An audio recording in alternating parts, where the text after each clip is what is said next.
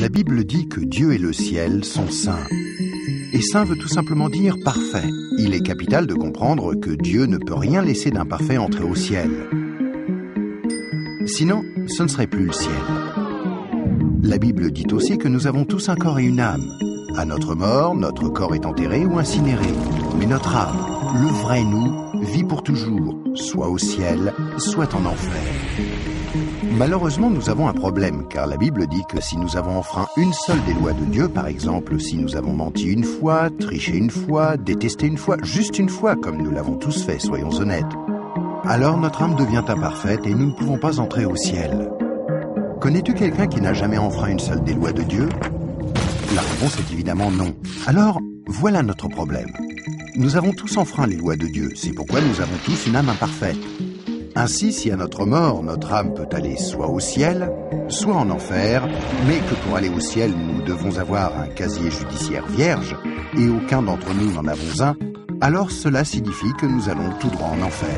Cela peut sembler dur, et tu te demandes peut-être comment un Dieu plein d'amour a pu créer un lieu tel que l'enfer, et comment peut-il en plus y envoyer des gens? Alors pensons-y dans ce sens. Pense à quelqu'un que tu aimes vraiment. Maintenant, imagine que cette personne ait été assassinée. L'assassin est arrêté et plaide coupable. Mais tu es horrifié lorsque le juge dit « C'est très mal ce que vous avez fait. Mais parce que je suis un juge plein d'amour, je vais vous faire relâcher. » Tu serais très fâché, n'est-ce pas? Pourquoi? Parce que tu sais que lorsque quelqu'un enfreint la loi, il doit être puni. Sinon, il n'y a pas de justice. Donc l'enfer n'est pas une question d'amour, mais de justice. Examinons 3 questions pour comprendre pourquoi il y a ce lieu qui s'appelle l'enfer. As-tu déjà menti une fois dans ta vie? La réponse est sûrement oui, même si ce n'est qu'un petit mensonge. Si tu as menti une seule fois, alors tu es coupable de mensonge. As-tu déjà pris quelque chose qui ne t'appartient pas? Par exemple, es-tu déjà arrivé en retard au travail ou es-tu déjà parti trop tôt en étant quand même payé? As-tu déjà utilisé le téléphone du patron ou la photocopieuse sans demander la permission ou ramené un stylo du bureau à la maison? Tout ceci, bien sûr, est du vol. La plupart des gens ont pris quelque chose qui ne leur appartient pas, ce qui les rend coupables de vol. Penses-tu que Dieu va laisser un groupe de voleurs menteurs comme nous aller au ciel? C'est peu probable, car s'il le faisait, il serait comme le juge injuste qui n'a pas condamné l'assassin de la personne que tu aimais. Il n'y a pas 36 solutions. Mais beaucoup diront « Attends un peu, je suis quelqu'un de bien ». Et il y a une grande différence entre le mensonge, le vol et le meurtre. Or, je n'ai jamais tué personne. Mais ce qui est intéressant, c'est la façon dont Jésus a redéfini le mot meurtre.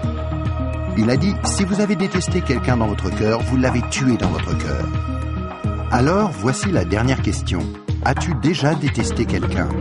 La vérité, c'est que la plupart des gens ont déjà ressenti de la colère ou de la haine vis-à-vis des autres. Ce qui, selon Dieu, nous rend coupables de meurtre. Voilà la mauvaise nouvelle. Afin qu'il y ait une justice, il faut qu'il y ait un endroit comme l'enfer. Mais voici la bonne nouvelle. Et c'est là que Jésus entre en jeu. Ce qui distingue Jésus du reste du monde, c'est qu'il est parfait. Contrairement à nous, il n'a enfreint aucune des lois de Dieu. C'est pourquoi il a un casier judiciaire vierge, une âme parfaite. Imagine la scène avant que Jésus ne vienne sur terre, il y a 2000 ans. Jésus a regardé dans l'avenir et t'a vu ici aujourd'hui. Il s'est tourné vers Dieu, son Père, et lui a demandé « Père, j'aime les gens de ce monde et je ne veux pas qu'ils aillent en enfer pour avoir enfreint tes lois. Existe-t-il un moyen pour qu'ils soient pardonnés ?» Dieu le Père a regardé son Fils et a dit « Jésus, il n'y a qu'un moyen. Tu devras aller sur terre, devenir un être humain et vivre une vie parfaite. Puis tu mourras d'une mort cruelle sur une croix pour prendre la punition que les gens du monde méritent pour avoir enfreint mes lois. Quand tu auras fait ceci, le jour où ils te demanderont d'échanger leur casier judiciaire avec ton casier judiciaire parfait, alors il leur sera possible d'être pardonnés. » Jésus a accepté volontairement, et il y a 2000 ans, il est venu pour donner sa vie pour nous, pour payer le prix de toutes les lois de Dieu que nous avons enfreintes. Or, il n'y a pas de plus grand amour que lorsque quelqu'un donne sa vie pour nous. Mais il y a encore autre chose que nous devons faire pour être pardonnés. Il y a 3 événements principaux dans la vie de chacun. La naissance et la mort, mais nous n'avons aucun contrôle là-dessus. Mais il y a aussi le 3e, le jour où nous demandons à Jésus de nous pardonner, quand nous lui demandons de nous donner son casier judiciaire vierge. Il y a certaines idées reçues à ce sujet, mais dans la Bible, le principe du pardon de Dieu est clair. Nous ne sommes pas pardonnés en étant baptisés ou confirmés, ni même en priant occasionnellement, ou en allant à l'église, ou en croyant en Dieu, ou en essayant d'être bons. Ce sont toutes de bonnes choses, mais aucune ne nous accorde le pardon. Jésus a dit qu'il y a 2 choses que nous devons faire pour être pardonnés. La première est que nous devons avoir la volonté de nous détourner de tout ce que nous savons être mal et demander pardon à Dieu. Remarquez le mot « volonté ». Il y a peut-être certaines choses que nous nous sentons incapables de renoncer par nos propres forces, telles que dépendance, mauvaises habitudes ou des obsessions. Mais là n'est pas le problème. Dieu nous aidera du moment que nous en avons la volonté et que nous voulons nous détourner de ces choses-là et demander pardon à Dieu. La deuxième chose que nous devons faire, c'est faire totalement confiance à Jésus. Si Dieu t'a créé, ainsi que l'univers tout entier, ne penses-tu pas qu'il mérite d'être la personne au centre de ta vie ? Faire totalement confiance, c'est reconnaître que Jésus est ton sauveur et accepter de le suivre. Quand tu es né, c'est comme si Dieu avait ouvert un livre sur ta vie. Maintenant, garde en tête que Dieu voit tout ce que tu fais. Il connaît chaque attitude, chaque pensée, chaque motif et chaque action. À chaque fois que nous brisons juste une des lois de Dieu, c'est écrit dans ce livre. Tu imagines bien qu'à la fin de nos vies, il y a toute une bibliothèque de livres contre nous. Mais quand tu te tournes vers Jésus et que tu lui fais confiance, il se passe quelque chose d'incroyable.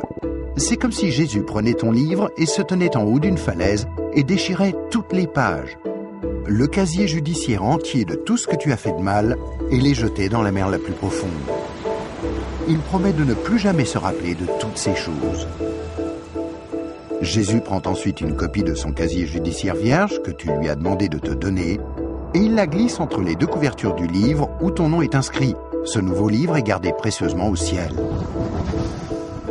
Le miracle est que l'on ne touche plus à ton livre à partir du moment où tu demandes à Jésus de te pardonner et jusqu'à ta mort.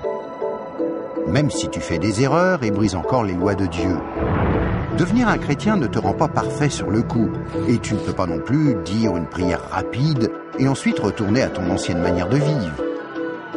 Rappelle-toi, Dieu t'a pardonné pour toujours quand tu lui as demandé le casier judiciaire vierge de Jésus. Tout ce qu'il demande, c'est que tu lui soumettes tout et le laisses te purifier jour après jour. Quand tu mourras, tu passeras en jugement devant Dieu. Il ordonnera à ses anges d'aller chercher ton livre.